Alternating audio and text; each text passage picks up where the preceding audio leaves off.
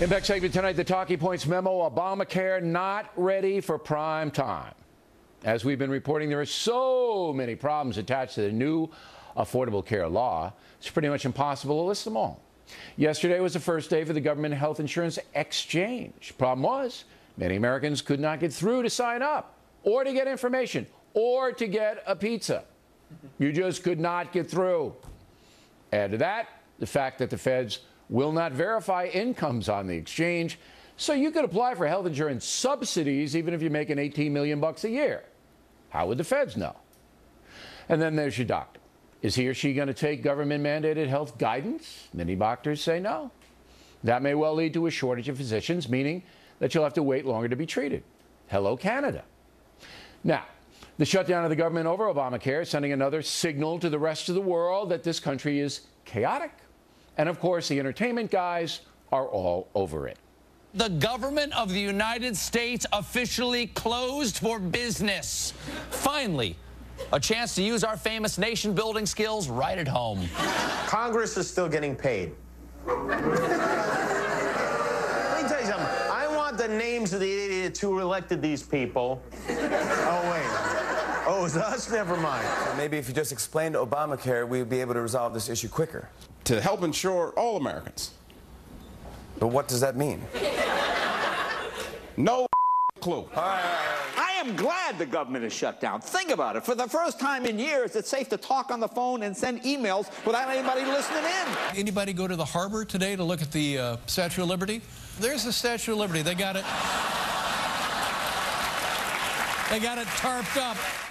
As Talking Points has suggested, the sane thing to do would be for President Obama to give individuals the same treatment he has given some corporations. That is, a one-year waiver for signing up for Obamacare. If you want to sign up now, you can. That is, if you can get through. But if you would rather wait and see, you can't. We, the people, should be given that option. If President Obama would agree to that, the Republicans would stop the funding chaos. So there you have it. Obamacare's a mess. The government shutdown is embarrassing, and there is a sane compromise available. And that's a memo. Now for the reaction. Joining us from Washington, Republican Kate Obershane and Democrat Kirsten Powers is also a Fox News analyst. So I've solved it, right, Powers? No, not even close, actually. This is a terrible idea, Bill. If you get rid of, just as long as, I want to make sure I'm understanding this correctly, you're saying that Obamacare would keep running, but there would be no mandate. There'd be no individual mandate. Okay, right. And the problem with that is that then it won't work because you have to have the individual mandate to draw in the younger, healthier people into the pool. Otherwise, you're just going to have premiums going up for everybody else that's in the pool. So you'd either have to delay the whole thing for a year, or you'd have, or but you can't do this without the individual mandate. Let me just set you straight. All right. Please Not about do. individuals funding it, because most individuals who sign up will be getting some kind of subsidy. And there's a bunch of tiers. You go gold, you go bronze, whatever. It's corporations that are going to have to sign up that will fund Obamacare. So younger people, they're not even going to sign up. They'll pay the $100 fine. They won't even sign up. So if you're depending on the younger people to sign up, the healthy people, they ain't going to sign up anyway, because it's just not worth their while to do so. They'd rather have no insurance, not pay anything but the $100 fine. So How many it's people work for corporate America corporations that's that don't give insurance, Bill? I mean, that's... What? Hardly any corporations exist that don't already offer health insurance. No, but look, why do you think Obama gave a waiver to some corporations? You have to sign up.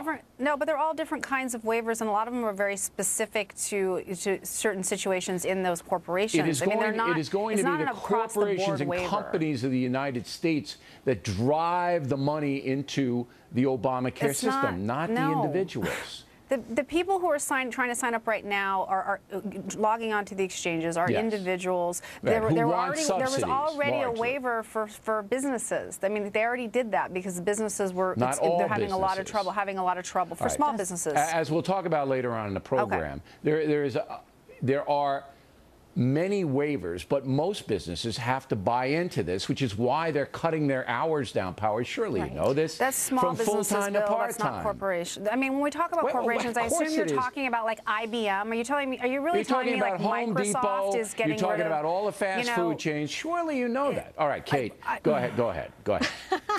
Well, first of all, it is the individuals that are going to fund a lot of this program, and that's one of the reasons why there should be a delay, because young people who are going to the websites right now, not able to sign up, they are not going to be sticking around for 45 minutes to 2 hours on the phone only to be told that they can't sign up, and they're not going to come back in a couple of weeks. You're absolutely right that there's no incentive for young people to sign up. So when Kirsten says delaying the individual mandate for a year will ensure that it doesn't work, I assure you it's not going to work right now. And yes, the businesses, particularly those who have given Obama contributions, they're getting exempted, but individuals are not getting the same treatment to wait for this to be able to actually work. You guys are both missing the big picture here. The big picture is that this is going to run a deficit anyway. And Powers, when is the Obama administration been opposed to that? I mean, come on. They're going to fund it no matter how they have to fund it. But a lot of it's going to come from individuals like Wendy's and Burger King and all of these places that have to pay into this system.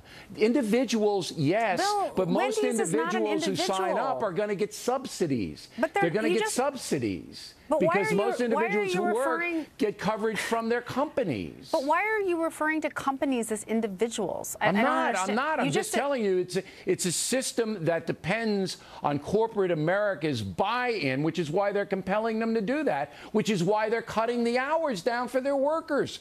Because each worker that works full-time, they have to pay a percentage into it. I can't understand why you don't understand. That's been the big controversy. I can't understand what you don't understand about the basics. The whole purpose of the individual mandate is for individual people to have to have insurance. Who don't have a job. Exactly. For people who don't have insurance. There's 30 million of them. Why are you talking about corporations? Because that's where the money's going to come from to subsidize those people who aren't working and don't have it.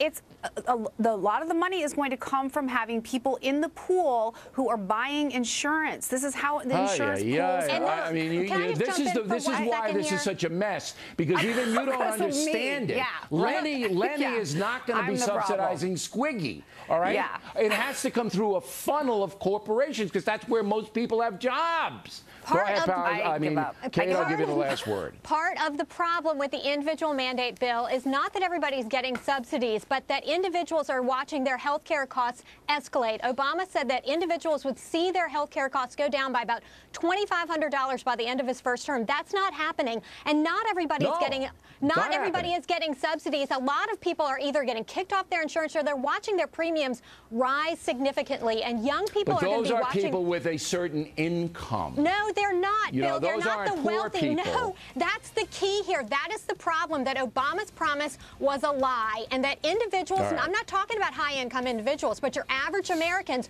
are seeing their health care costs increase. You know I love you both, but after this segment, everyone has a headache, and this just points out. This just points out that what that comedian said in the lead-in to the Talking Points memo. Nobody knows what the blank is going on here because it's so complicated, so convoluted, and so screwed up that they should have a year to get it unscrewed. The individual mandate is not complicated. It's expensive. An individual has to get insurance, and then they have to go onto the exchange and buy it. It's very simple. Okay. Very simple. All right, ladies. Thanks very much, Dr. Ben Carson's directly ahead. He knows what's going on. We'll talk to him about it. And he says that after he criticized Obamacare, the IRS jumped on him. The doctor will be here. Then a professor at Notre Dame says that Jesus was a socialist, and I was derelict for not pointing that out in killing Jesus. That doctor will be here as well in just a few moments.